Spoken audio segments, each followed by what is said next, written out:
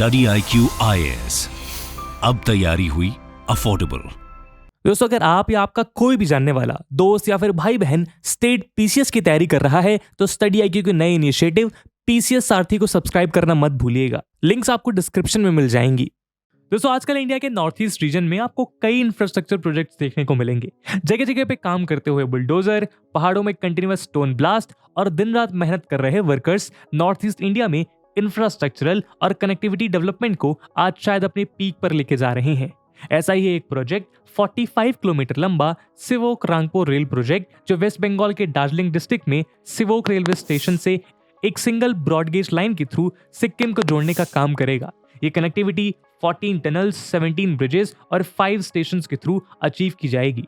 इस रूट का लगभग 86% टनल से ही कवर होगा, जिनमें लॉन्गेस्ट टनल 5.27 किलोमीटर का और स्मॉलेस्ट टनल 538 मीटर की होने वाली है।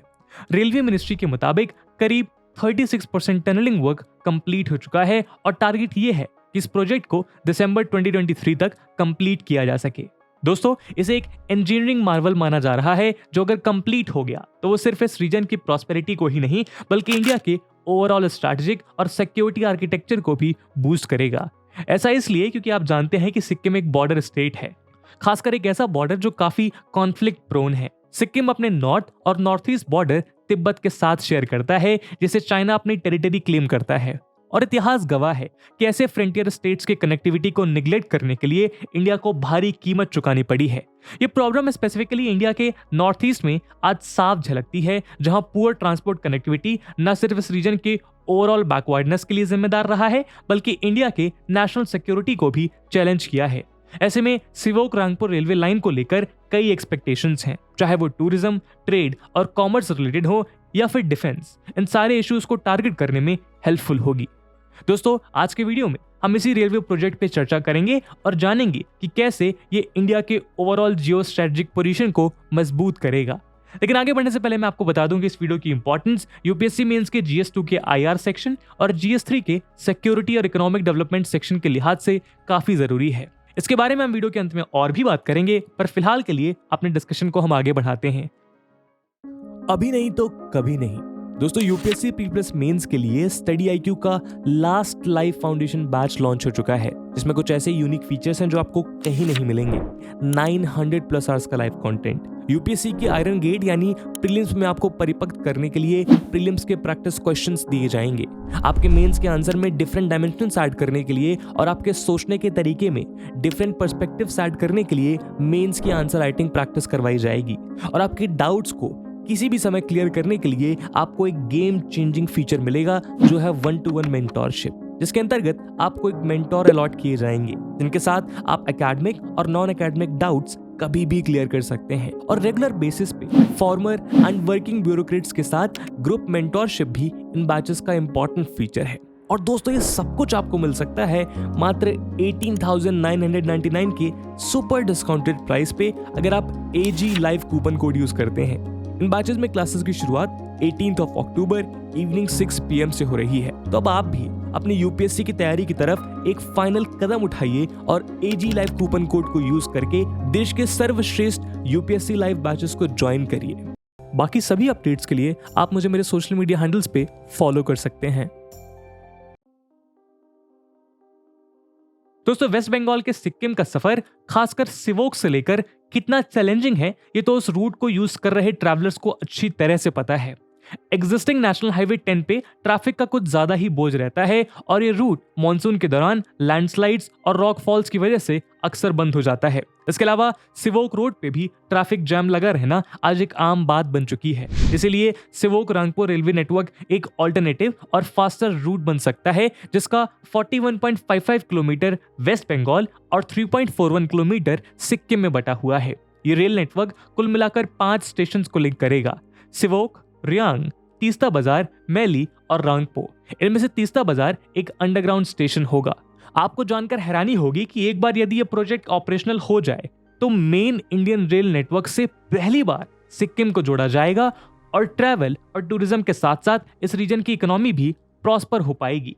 रिपोर्ट्स के अनुसार प्लान ये भी है कि इस रूट को गैंगटॉक से कनेक्ट किया जाए। नॉर्थ ईस्ट फ्रंटियर रेलवे और government company IRCON international limited के द्वारा इंप्लीमेंट किया गया यह project in future north east India के दूसरे स्टेट्स तक भी एक्सटेंड हो सकता है। लेकिन इजियर और फास्टर ट्रैवल का ये एडवांटेज शायद इंडिया के डिफेंस के लिए सबसे फायदेमंद रहेगा, क्योंकि ये रूट स्ट्रेटेजिकली भी काफी सिग्निफिकेंट है। आइए समझते हैं अगले सेक्शन में कि कैसे।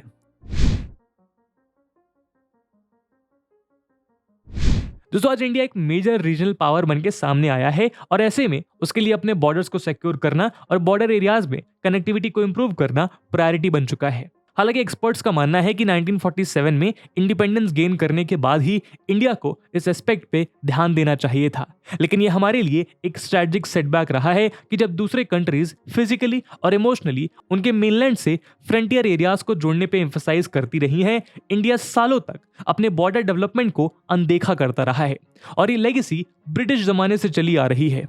ब्रिटिशर्स ने सिक्किम को कभी भी एक स्ट्रेटेजिक एसेट नहीं समझा, बल्कि तिब्बत में ब्रिटिश कमर्शियल इंटरेस्ट को सर्व करने के लिए एक लॉजिस्टिकल एसेट की तरह इस्तेमाल किया। एनालिस्ट का मानना है कि तिब्बत के साथ इंडियन बॉर्डर को सिक्योर करने के लिए सिक्किम को टैक्टिकली यूज किया जा सकता था। पोस्ट इंडिपेंडेंस इंडियन एस्टैब्लिशमेंट भी इस नेशनल सिक्योरिटी एस्पेक्ट को इग्नोर करती रही, ये मानते हुए कि हिमालयाज उसके नेचुरल और स्ट्रॉन्ग बैरियर्स हैं जो किसी भी इन्वेजन को रोक सकते हैं। इसी के चलते ये region weak surface communication network से जूझता रहा। इस शॉर्ट साइटेडनेस और काउंटर प्रोडक्टिव डिसीजन का अंदाजा हमें तब हुआ जब चाइना ने 1950 में तिब्बत को अपने कब्जे में कर लिया था और इंडो तिब्बतन बॉर्डर को एक लाइव इशू बना दिया। तिब्बत पे चाइनीज इन्वेजन के बाद सिक्किम इंडिया और चाइना के बीच एक बफर स्टेट बन के रह गया। दोस्तों, हम आपको बताना चाहेंगे कि सिक्किम तब एक ऑटोनॉमस प्रिंसली स्टेट था जो 1950 में इंडियन प्रोटेक्टोरेट बना। इसका मतलब था कि इंडिया अब उसके एक्सटर्नल रिलेशंस को हैंडल कर सकता था। ऐसे में इंडियन ट्रूप्स को मोबिलाइज करने के लिए लैक ऑफ रोड कनेक्टिविटी एक मेजर सिक्योरिटी चैलेंज बनकर उभरा। उधर चाइना तिब्बत में रोड कंस्ट्रक्शन, रेलवेज और एयरपोर्ट जैसे कनेक्टिविटी प्रोजेक्ट्स को सिग्निफिकेंटली डेवलप करने लगा।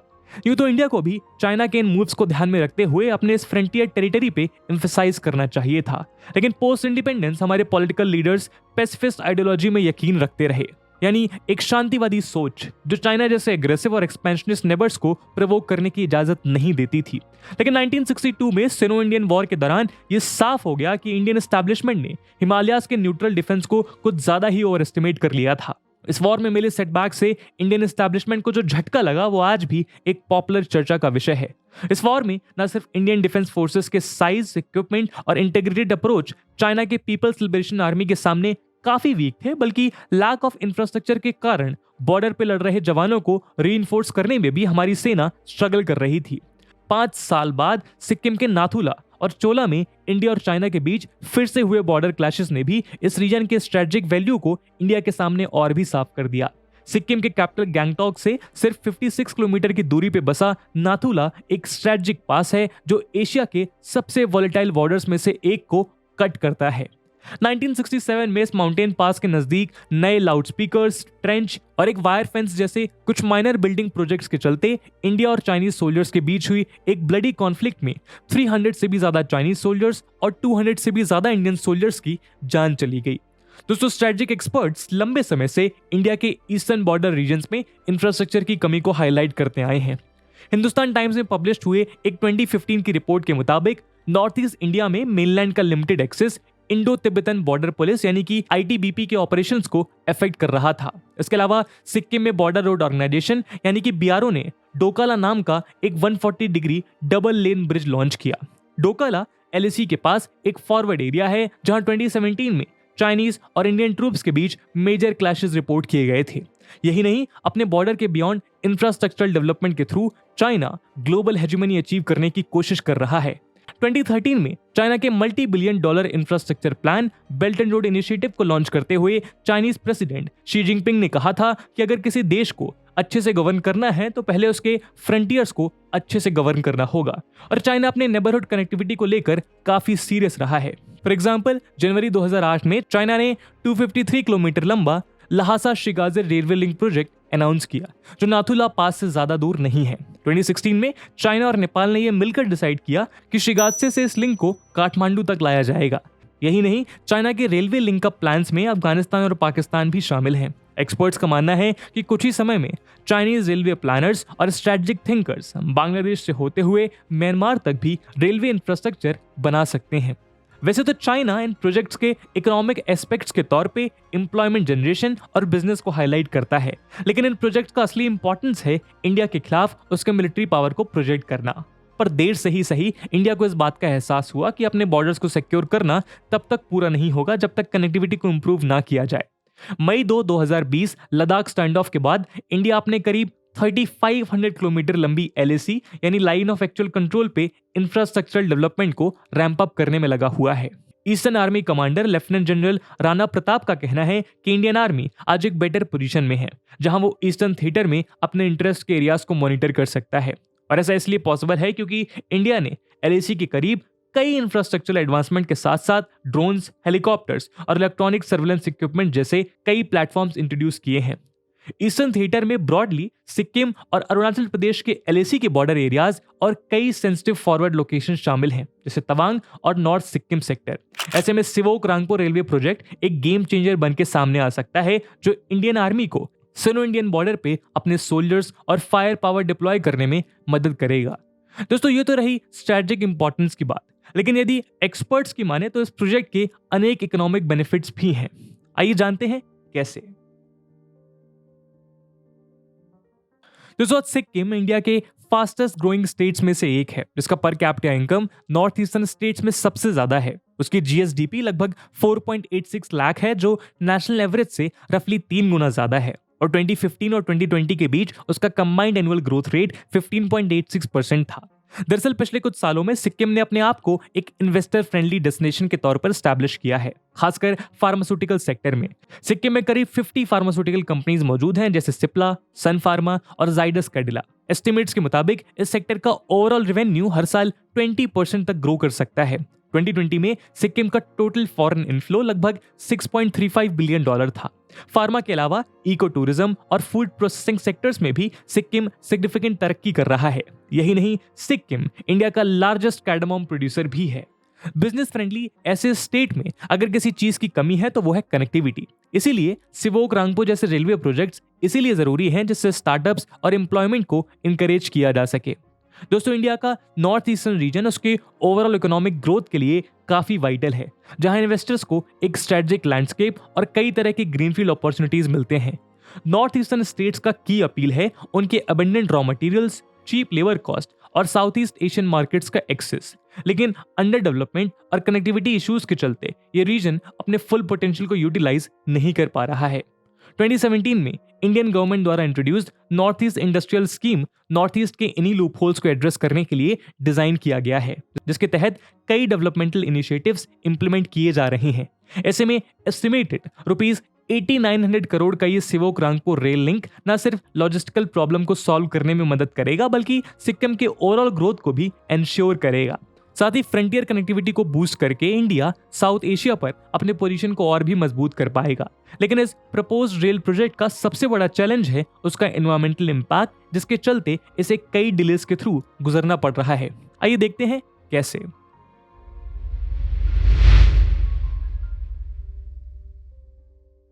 दोस्तों, सिवोक रांगपो रेलवे लिंक अगर बन गया तो इस रूट का सफर काफी यादगार होगा, क्योंकि ये Mahananda wildlife sanctuary, Kurseong forest division, Kalimpong forest division, Darjeeling forest division और ईस्ट सिक्किम फॉरेस्ट डिवीजन होते हुए गुजरेगा। लेकिन फॉरेस्ट डवेलर्स में इस प्रोजेक्ट को लेकर कई आशंकाएं हैं। इनफैक्ट उन्होंने इल्जाम लगाया कि Sivok Rangpo railway link 2006 forest right act यानी कि FRA को वायलेट करता है। फॉरेस्ट राइट एक्ट के तहत फॉरेस्ट एरियाज में किसी भी प्रोजेक्ट के अंडरटेकिंग के पहले ग्राम सभा से परमिशन लेना जरूरी होता है। फॉरेस्ट डवेलर्स का मानना है कि सिवोक रांगपो प्रोजेक्ट में ऐसा नहीं किया गया था, इसी के चलते इस प्रोजेक्ट पे काम रुका था। 2009 में इसकी नींव रखी गई थी और टारगेट था कि 2015 तक ये बन जाए, पर इंटेंस प्रोटेस्ट के चलते ये डिले होता गया। 2015 में जाके national board for wild life यानी NBFW ने इसे ग्रीन सिग्नल दे दिया, पर कुछ कंडीशंस के साथ, जैसे स्पीड रेस्ट्रिक्शंस फॉलो करना और एनिमल ट्रैकिंग सेंसर्स लगाना। 2016 में NBFW के स्ट्रिक्ट गाइडलाइंस के मुताबिक सुप्रीम कोर्ट ने इस प्रोजेक्ट को क्लियरेंस दे दी। वैसे तो 2008-9 में सैंक्शन होने के वक्त इस प्रोजेक्ट की एस्टिमेटेड कीमत थी रुपीज 1339.48 करोड़, लेकिन अल्टीमेटली प्रोटेस्ट और कंट्रोवर्सीज के चलते ये अमाउंट 4085.69 करोड़ तक पहुंच गया।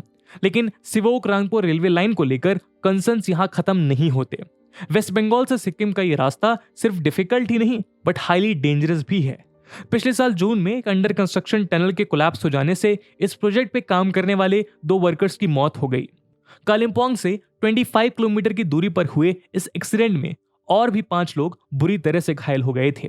ये तो आप समझ ही गए होंगे कि कॉम्प्लेक्स जियोलॉजिकल फैक्टर्स की वजह से हिमालयाज में टनल कंस्ट्रक्ट करना कोई आसान काम नहीं है। इस एरिया में लैंडस्लाइड्स, अर्थक्वेक और दूसरे नेचुरल कैलेमिटीज की पॉसिबिलिटी काफी हाई है और ऐसे प्रोजेक्ट इन पॉसिबिलिटीज को और भी बढ़ा देते हैं। इसीलिए कुछ ऐसे स्टेप्स लिए जा रहे हैं जिससे इस रेल लिंक के डेंजर्स को मिनिमाइज किया जा सके। इस साल फरवरी में इरकॉन ने टनल नंबर 14 को डेवलप करके एक इंपॉर्टेंट ब्रेक थ्रू हासिल किया। ये पहला ऐसा टनल है जिसे कंप्लीट किया जा चुका है। टनल 14 का लेंथ 1977 मीटर है और ये ईस्ट सिक्किम के कुमरेक और खानीखोला के बीच सिचुएटेड है। ये टनल कुछ वल्नरेबल और चैलेंजिंग टेरेन से गुजरता है। इन्हीं चैलेंजेस को काउंटर करने के लिए न्यू ऑस्ट्रियन टनलिंग मेथड और NATM को अडॉप्ट किया जा रहा है। NATM के पास न सिर्फ सोफिस्टिकेटेड टनलिंग मेथोडोलॉजी है बल्कि इंडिया और बाहर के टॉप क्लास और वेल एक्सपीरियंस्ड इंजीनियर्स भी हैं। इस पूरे सेक्शन को लेटेस्ट टेक्नोलॉजी के द्वारा कंस्ट्रक्ट किया जा रहा है ताकि ट्रेन 100 किलोमीटर पर आवर की रफ्तार से चल सके। ऐसा हुआ तो सिर्फ 2 घंटे में सिक्किम पहुंचना कोई डिस्टेंट पॉसिबिलिटी नहीं रहेगी और सिक्किम जैसे फास्ट ग्रोइंग स्टेट के लिए ये एक मेजर इकोनॉमिक बूस्ट होगा। तो दोस्तों, ये थी कहानी सिक्किम के पहली रेलवे लाइन की, जो है सिवोक रांगपुर रेलवे लाइन। इस प्रोजेक्ट को लेकर आपका क्या ओपिनियन है कमेंट सेक्शन में जरूर बताइएगा। और जैसा कि वीडियो के पहले भाग में आपसे बताया गया था कि इस वीडियो की इंपॉर्टेंस यूपीएससी प्रीलिम्स और मेंस के लिहाज से काफी ज्यादा है, तो उसी इंपॉर्टेंस को देखते हुए एक सवाल हम आपके लिए छोड़कर जा रहे हैं जिसको आपको कमेंट सेक्शन में आंसर करना है। And the question is, discuss the strategic implications of India's connectivity projects in the north east. And with this question my friends, that's it for the video. I hope आपको video पसंद आई होगी और अगर पसंद आई है तो अपने दोस्तों के साथ शेयर करना मत भूलिएगा। हम मिलते हैं अगले वीडियो में, तब तक के लिए जय हिंद, जय भारत। स्टडी IQ IAS, अब तैयारी हुई अफोर्डेबल।